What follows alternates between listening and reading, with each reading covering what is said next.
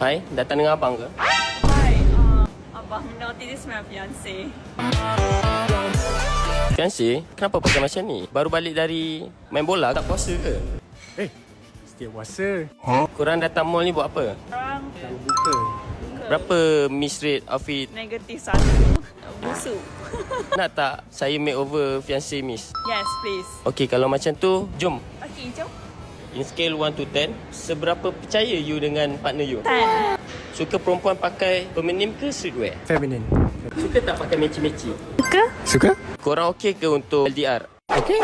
Weh, kau okay ke dia? Apa red flag fiancé you? Dia nonchalant. Dia kuat merajuk.